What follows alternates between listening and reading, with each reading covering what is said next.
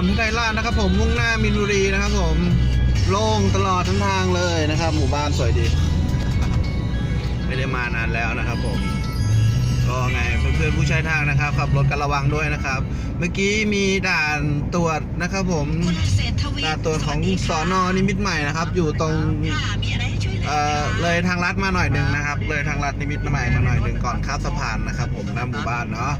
ก็เพื่อนๆพี่น้องมอไซค์รถเก๋งรถกระบะรถ10 ล้อรถตู้รถทัวร์ก็ตรวจสอบรถตัวเองด้วยนะครับว่าเข้าข่ายที่จะโดนใบสั่งกันหรือเปล่านะครับ